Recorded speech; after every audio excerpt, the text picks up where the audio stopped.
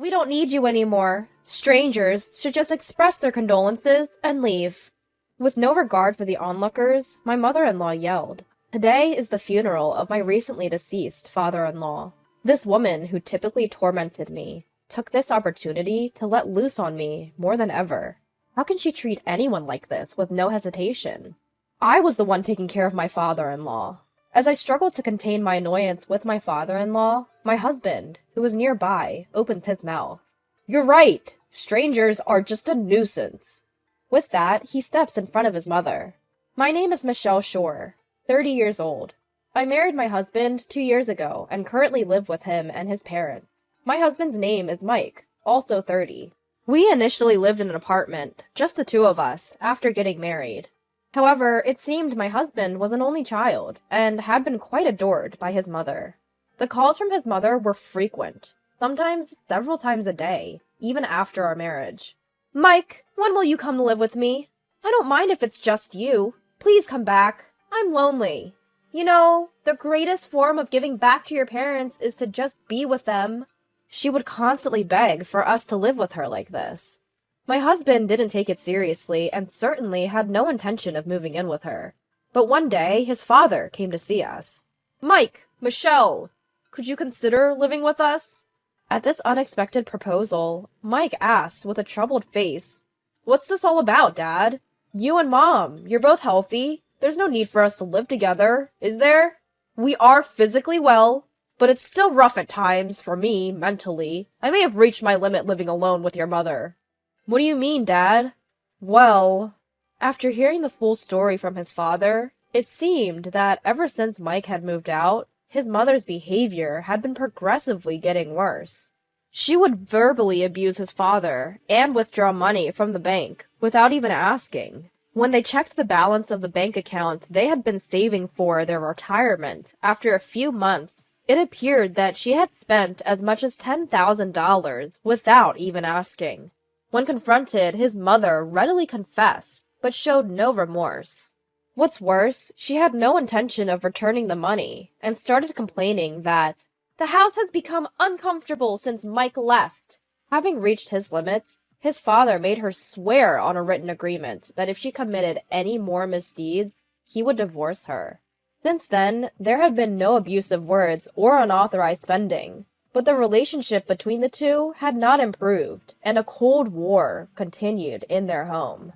That's why his father was asking us to live with them, even for a short while, to ease the tension in their house. That night, my husband and I decided to discuss living with them.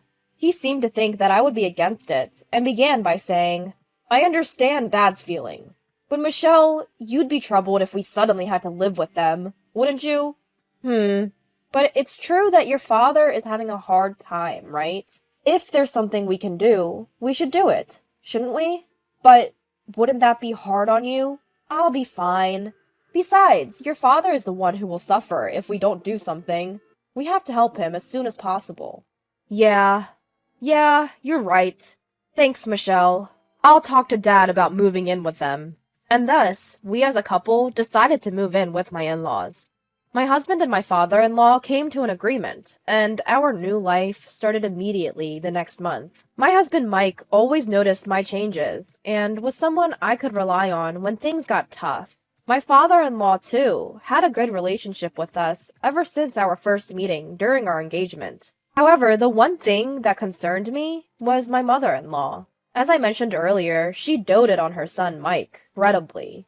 When we went to meet them for our engagement, she only talked to Mike and completely ignored me. Even after we got married and visited their house a few times, she only talked to Mike. When she did talk to me, it was the bare minimum, and she made it very clear that she didn't enjoy our conversations. It wasn't that I had a bad relationship with her, I just personally found her difficult. However, since moving in, she was always happy because she got to live with Mike. So we didn't have any major issues, even though she never really talked to me. One day, after about a year of living together, an incident broke out, and it turned our life upside down. I got a phone call while I was at my part-time job. It was from Mike, who should have been at work too. "Michelle, listen carefully," he said. It seems that Dad has collapsed and been taken to the hospital by an ambulance. What? Dad? I replied. I'm leaving work now and heading to the hospital. What about you, Michelle? Of course, I'm coming too. I'll talk to my manager right now. Okay, let me know when you get to the hospital. I hurried to the hospital and met up with Mike. When we got to my father-in-law's room, he was lying in bed, but turned to us and spoke. Sorry for making you worry, he said with a smile, which gave us a bit of relief. But then I noticed something odd. I looked around and timidly asked him, Dad? Where is Mom? Oh, her. She's at home. Home? Why? I collapsed at home. She didn't even bother to call an ambulance. I had to call them myself. So, she didn't even ride with you in the ambulance? That's right. But don't worry about it. Oh, Dad. The shocking revelation left us speechless. Not only me, but Mike too, was turning red with rage. Thankfully, my father-in-law recovered and was able to be discharged after a few days. However, he was diagnosed with advanced cancer, and the collapse had left him with severe paralysis throughout his body, leaving him unable to live alone. The doctor informed us that he needed full-time care, and we were at a loss for words. When Mike relayed this to his mother, she let out a heavy sigh. She acted as if she was being inconvenienced, but Mike and I managed to persuade her, and we all decided to work together to take care of my father-in-law.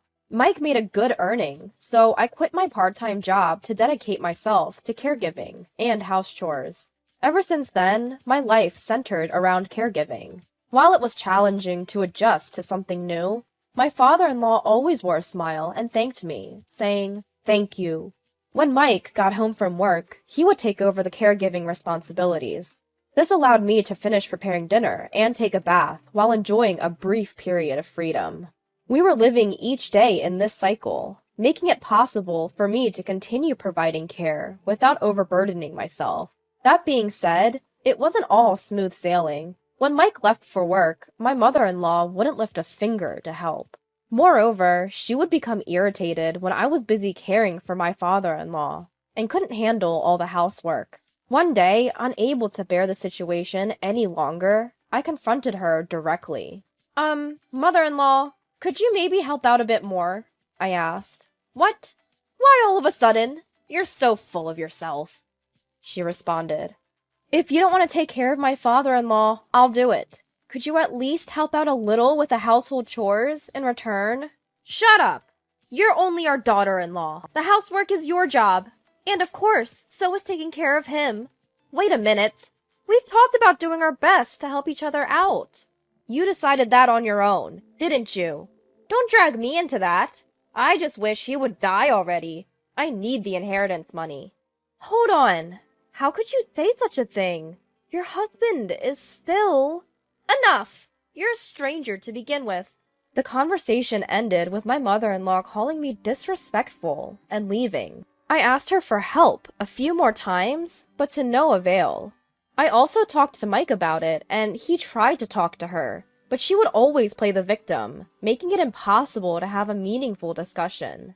To make matters worse, Mike had to transfer. Upon hearing the news, my mother-in-law gleefully suggested, "Let's put him in a nursing home." But nursing homes are expensive, and she's not working. Given that my father-in-law is physically disabled but still mentally well, is there really a need to put him in a home? After thinking it over many times, I decided to stay behind and continue taking care of my father-in-law. Initially, my mother-in-law made her displeasure quite obvious, but I didn't let that get to me.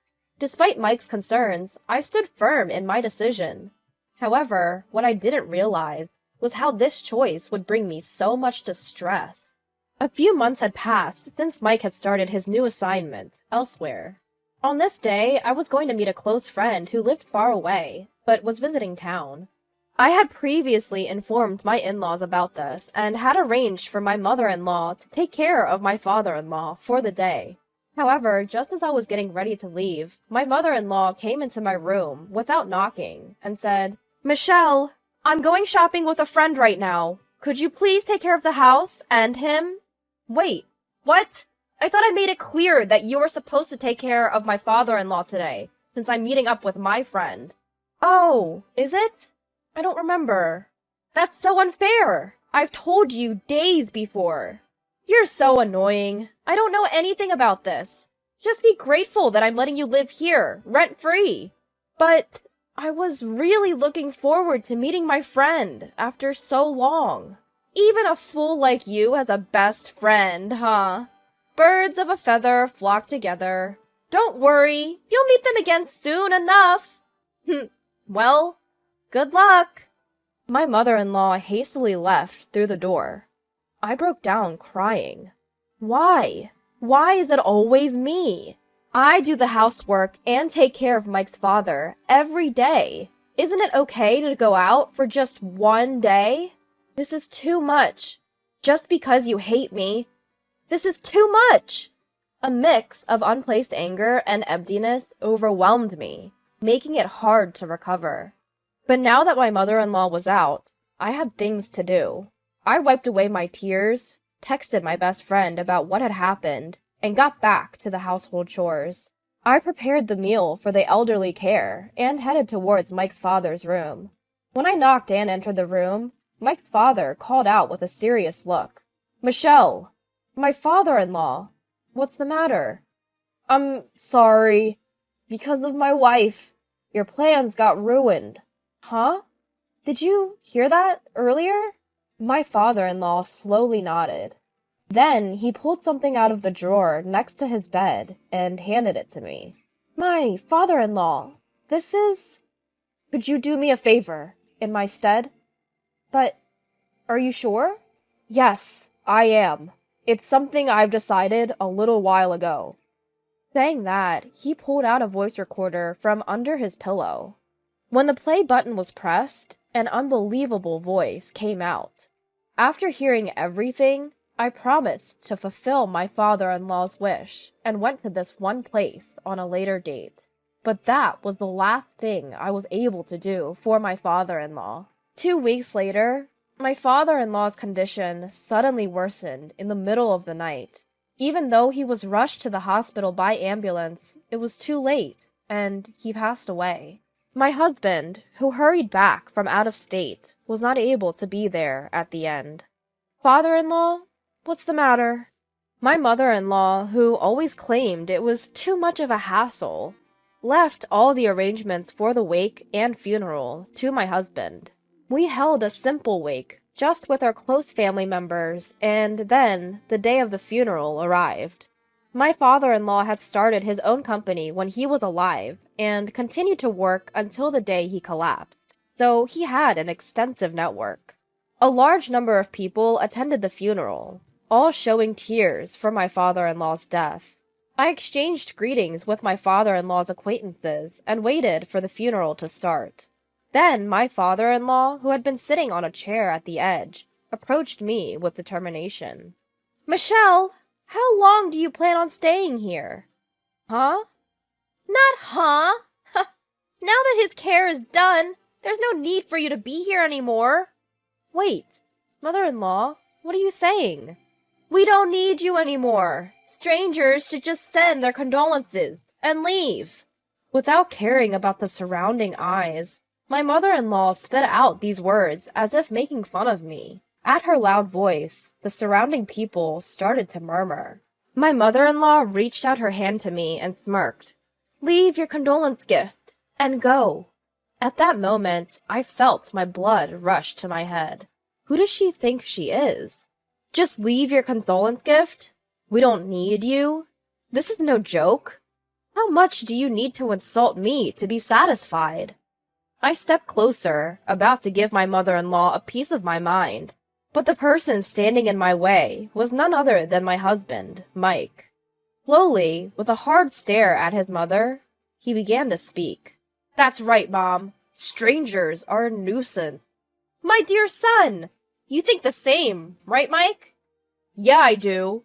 So, could you please leave, Mom? You're not my mother anymore. Just take your stuff and go." "What? Mike, what are you—" Desperately clinging to her son, My mother-in-law's face tightens into a forced smile. Her voice trembles, her disturbance clearly visible. Mike turns to me, trying to convey something. Understanding his intention, I explain the situation to my mother-in-law. Mother-in-law? No! Margaret, please, leave immediately. What did you just say? In your position as a daughter-in-law? I'm no longer your daughter-in-law. I'm a complete stranger. What are you talking about? You're not planning to steal that man's inheritance, are you? You've conspired with him and Mike to do this.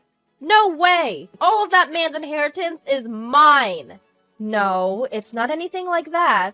After all, you're not getting a single penny of the inheritance. With the facts laid out clearly, my mother-in-law stares at me, wide-eyed. For some reason, she grabs my collar and raises her voice. Don't mess with me! Always saying whatever you want. I don't want you deciding the distribution of that man's inheritance. It's your husband's will. Oh, really? And? I don't care about his will. As his wife, I'm guaranteed a share of the inheritance. You won't get it. After all, you're divorced from my father-in-law. What? Yes, my mother-in-law is already divorced from my father-in-law, and I was the one who submitted the divorce papers. That day, my father-in-law showed me his divorce papers. Previously, he had made a pact saying, "The next time you commit a misdeed, we'll get a divorce." Out of precaution, he had apparently made my mother-in-law sign the divorce papers. She continued to torment me, even ruining my plans with my best friend. When my father-in-law found out, he was as furious as if it had happened to him. On top of that, she secretly entered my father-in-law's room to steal money, showering him with horrible words like, "Die already! Just pass on and leave the inheritance," etc. These cruel words were recorded by a voice recorder that my father-in-law had hidden by his bedside. Once I finished explaining all of this, the color drained from my mother-in-law's face. In front of her, Mike presented the divorce certification. To my mother-in-law, who was left speechless, I said one last cold sentence. Do you understand? You were long since abandoned by my father-in-law. It's just horrible that you trampled over the feelings of such a kind man. Wait a minute! Without his inheritance, how will I live? You've got to be kidding. Someone as lowly as you have no right to inherit the legacy left by my father-in-law. You should be thankful you've been able to live freely until now. From now on, you'll live a lonely life on a meager social security check. I'll never help you. I hope you suffer more than my father-in-law did when he was sick, and struggled to survive. With these words, my former mother-in-law left, crying. The funeral commenced shortly after, but she never returned. After the funeral, I returned home, but she was nowhere to be found. I packed my belongings and moved to my husband's place. Since we deleted my former mother-in-law's number, we have no idea what kind of life she's living now. Even if she were in trouble, we would not help her. Of course, we have no intention of seeing her either. After the move, Mike and I bought a small Christian shrine and decided to place a picture of his father. I started looking for part-time work nearby, and we returned to our dual-income lifestyle. It's busy, but quite fulfilling. Bye, Dad. I'm off now, Mike said. I'm leaving too, father-in-law, I also said, and left. Every morning, we do this, paying respects to the picture of Mike's father before we head to work. It seems like the man in the photo is smiling back at us.